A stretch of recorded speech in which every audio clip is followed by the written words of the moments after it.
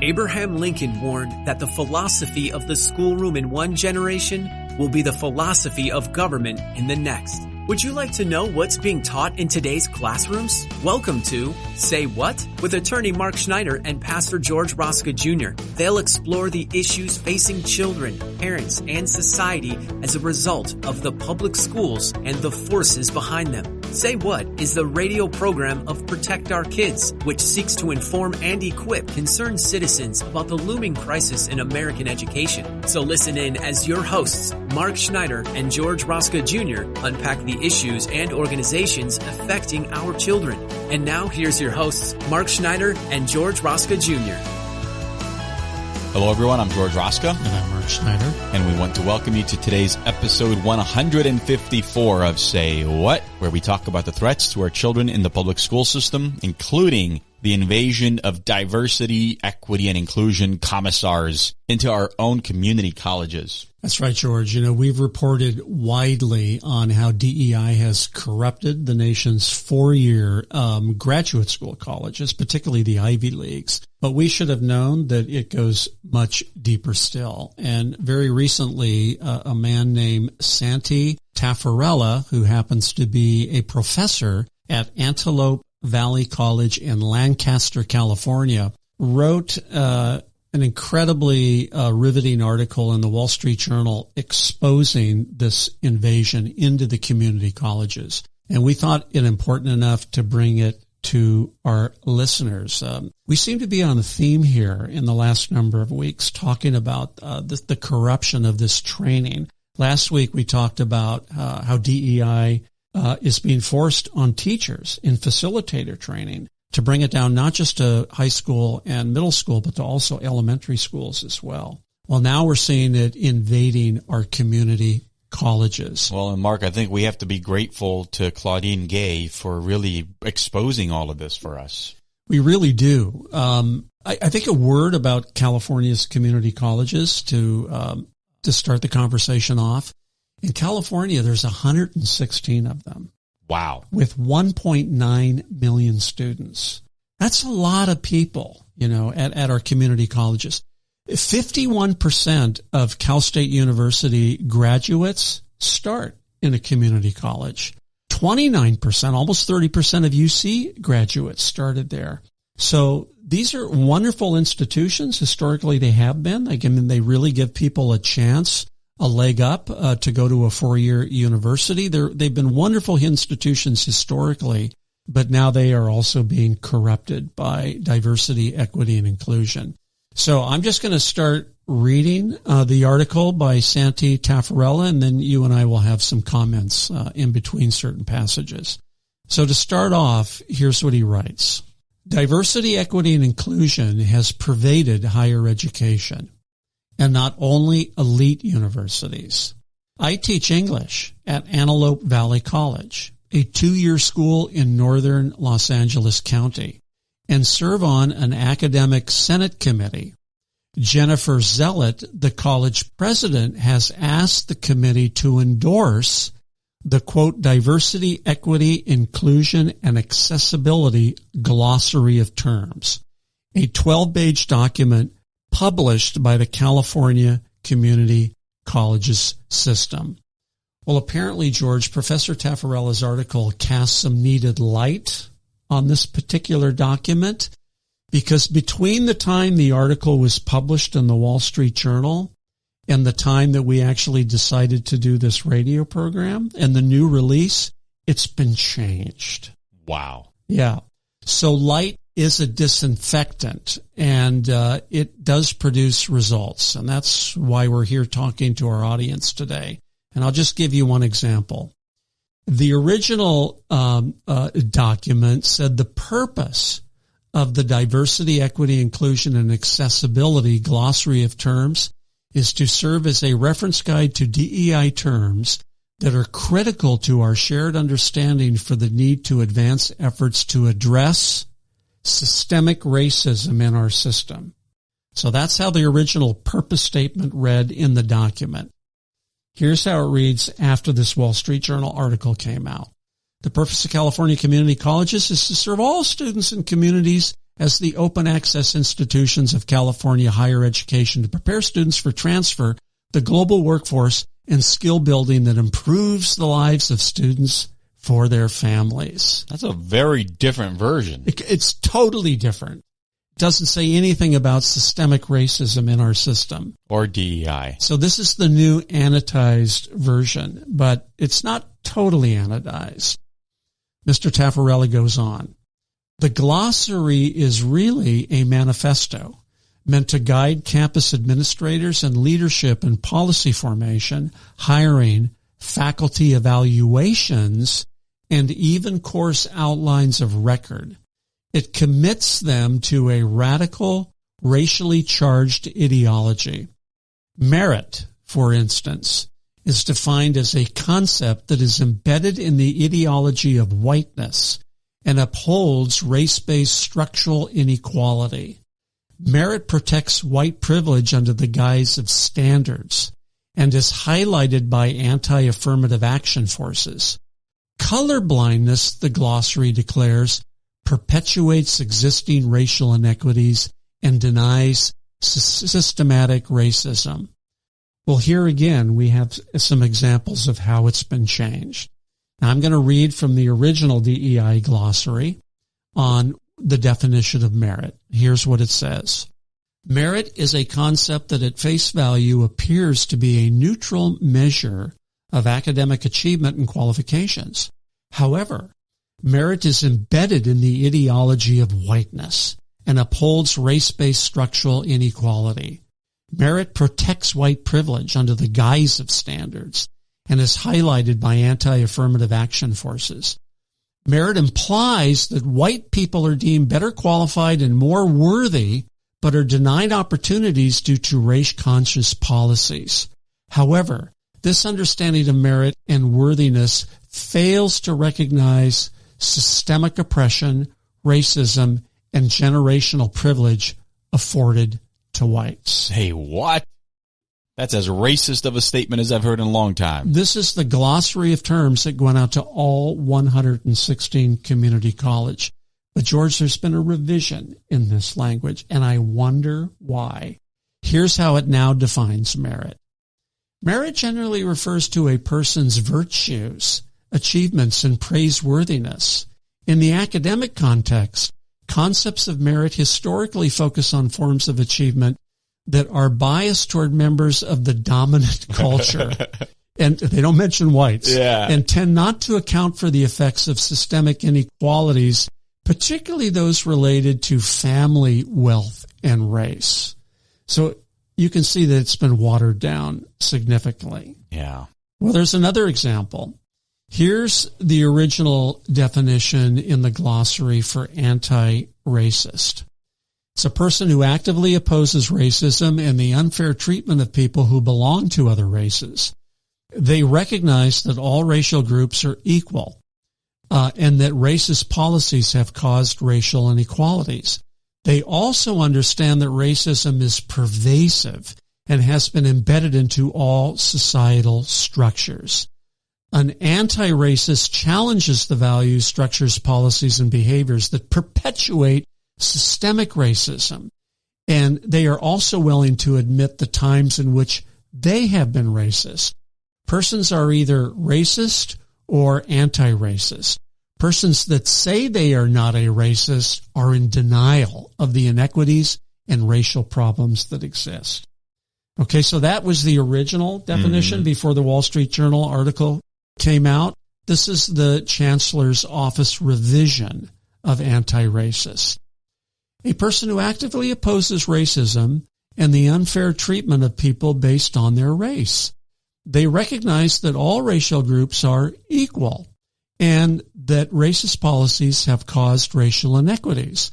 An anti-racist challenges values, structures, policies, and behaviors that perpetuates systemic racism, including their own racial biases. So once again, it's been watered down. Wow. Quite a bit. What about white supremacy? Well, the professor writes this, continuing in the article. The definition of white supremacy commits the school to anti-colonialist ideology. Where have we seen that before, George? Exactly. a historically biased, institutionally perpetuated system of exploitation and oppression of continents, nations, and peoples of color by white people and nations of the European continent for the purpose of maintaining and defending a system of wealth, power, and privilege. Wow. But something happened on this one, right? Something happened on this one. Here's the Chancellor's Office revision, but there's no change in the definition for white supremacy. Anti-colonialism is the woke term to assail American history and therefore America as an illegitimate power. It's taught in CRT, ethnic studies curriculum, starting in middle school. So, George, these are just examples, but there are many other glossary terms that we probably don't have time to go into. But a couple of them I think are worth bringing up. One is the definition of ally. And we talked about this last week. Ally spelled A-L-L-Y.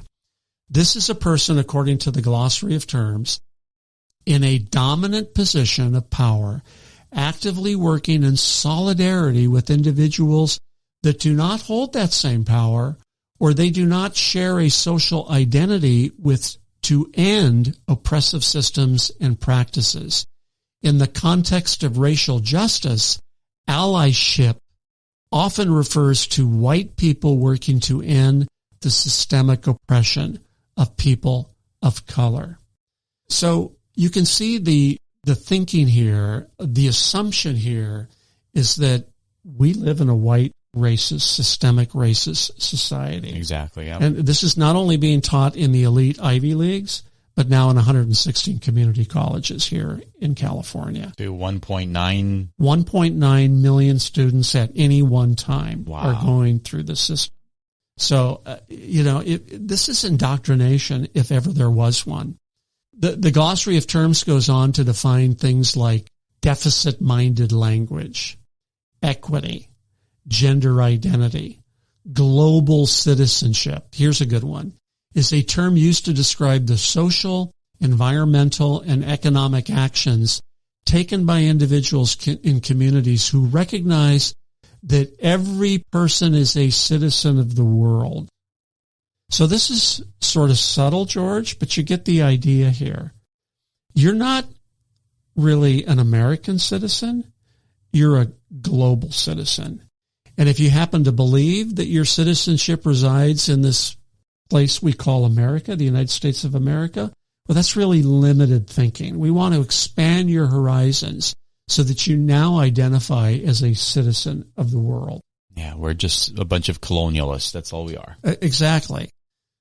Implicit bias, intersectionality. We see this everywhere, which is defined in the glossary as overlapping or interdependent systems of discrimination related to age, disability, ethnicity, gender, geographic location, sex, socioeconomic status, sexuality, etc. The list goes on, meaning, George, that there's no end to the overlapping grievance areas that people are encouraged to identify with. And that's the system they are creating here, which, they're creating a monster that I think every 3, 4, 5 years eats their own and then spits out something new. It has to. That has to be the result of this. Here's another definition in the glossary of term, oppression. It's the systemic and pervasive social inequality woven throughout social institutions and embedded within individual consciousness. It's embedded there, George. Oppression fuses institutional and systemic discrimination, personal bias, bigotry, and social prejudice in a complex web of relationships and structures. Oppression also signifies a hierarchical relationship in which dominant or privileged groups benefit, often in unconscious ways, from the disempowerment of subordinated or targeted groups.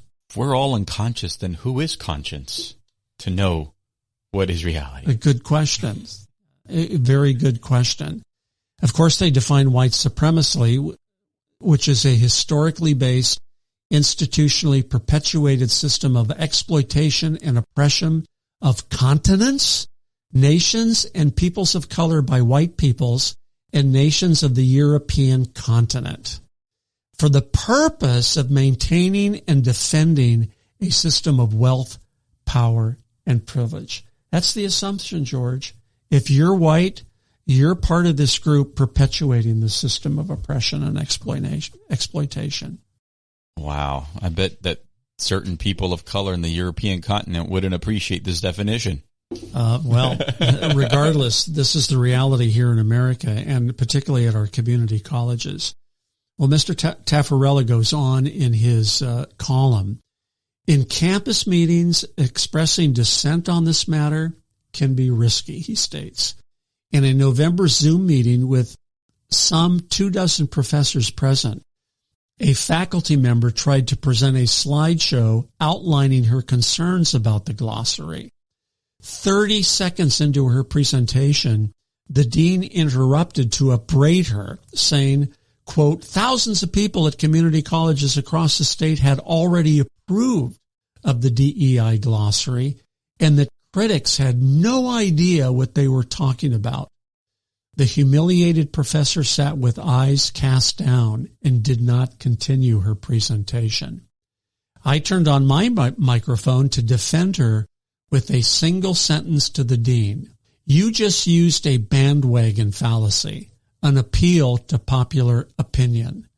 The dean then berated me, using obscenities and equating my criticism of the glossary with discrimination. Some colleagues joined the attack. To advance their careers, faculty are expected not only to refrain from questioning the DEI dogma, but to propagate it actively. An email sent to my department informed recipients that one of the 3 criteria for being considered to teach a new English course is whether, quote, you've been actively involved in the DEI programs. New ethnic studies courses are crowding out traditional history offerings, and a proposed campus reorganization includes the appointment of a new vice president of equity. He goes on to say, and this concludes the article, a couple of hours up the road, a trustee for Bakersfield College spoke of the need to call anti-DEI faculty. Elite institutions deserve all the criticism they've received of late, but non-elite ones deserve some. I mean, this is where we are today, Mark, unfortunately. And it's going to continue until enough citizens do something about it. It's going to take a massive numbers of citizens to cry out and take action against this. Because, George, if you disagree with this, particularly if you're working on a college campus, you're either humiliated, censored, or deplatformed. There's no tolerance whatsoever for alternative views. And this is just the continuous march through the institutions that the Marxist revolution has been taking here through America. And I think that's probably one thing that's really so confusing to parents out there.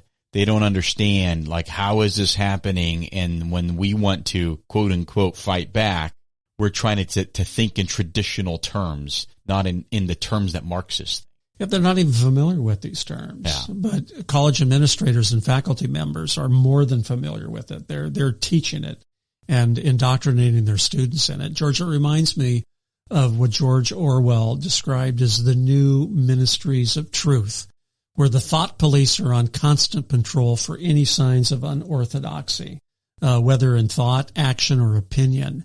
In fact, in George Orwell's book, 1984, he talked about newspeak. Yep, right? Yep. With the goal of fitting party orthodoxy and quelling critical thinking. Orwell said that orthodoxy is unconsciousness. In other words, don't think, George. Don't think. Just accept what we're telling you. Newspeak is producing a new dictionary, he wrote. When we've finished with it, people like you will have to learn it all over again. Don't you see that the whole aim of Newspeak is to narrow the range of thought? In the end, we shall make thought crime literally impossible because there will be no words in which to express it. That's exactly what this glossary of terms is doing it.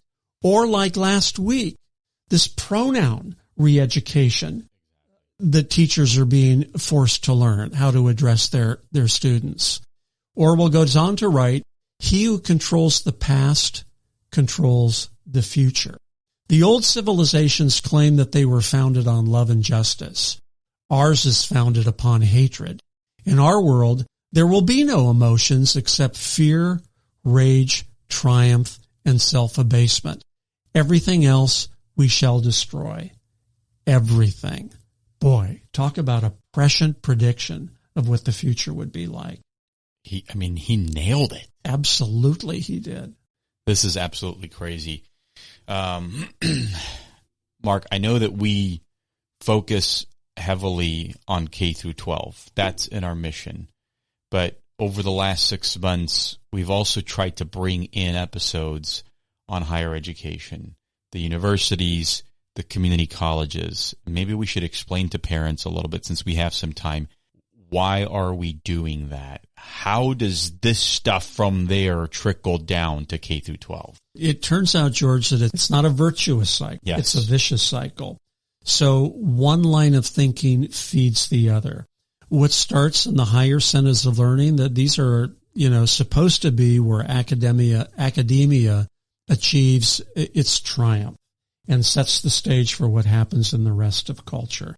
So ultimately, these ideas are going to filter down into the K through 12 public education system. And they do so through the teachers.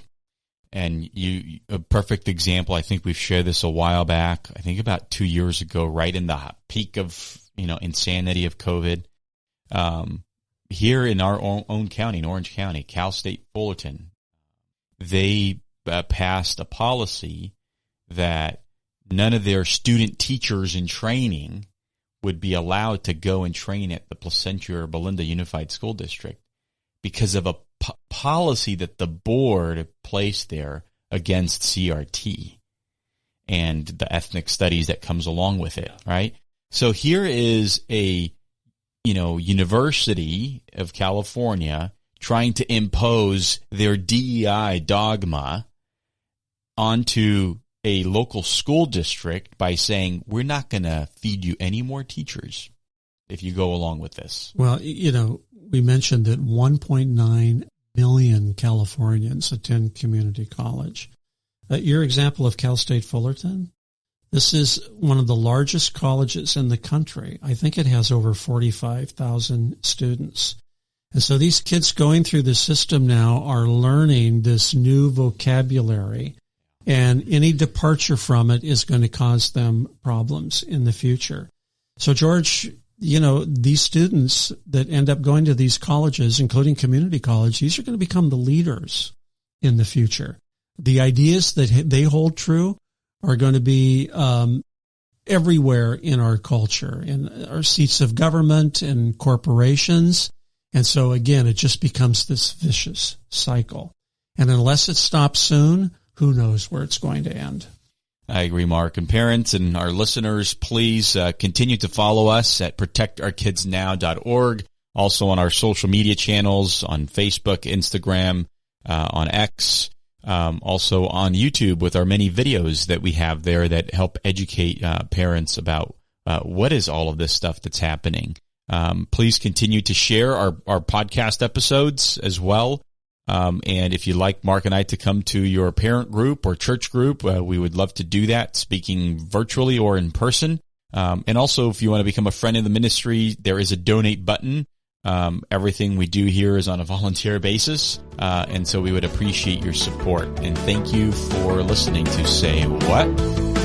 You've been listening to Say What, the radio ministry of Protect Our Kids, where they seek to inform and equip concerned citizens about the crisis in American public education and the forces working against our children. Join us at this same time every Saturday as attorney Mark Schneider and Pastor George Rosca Jr. unpack the issues so that we can better safeguard our nation's children. And join Mark and George right here next week at this same time for another episode of Say What.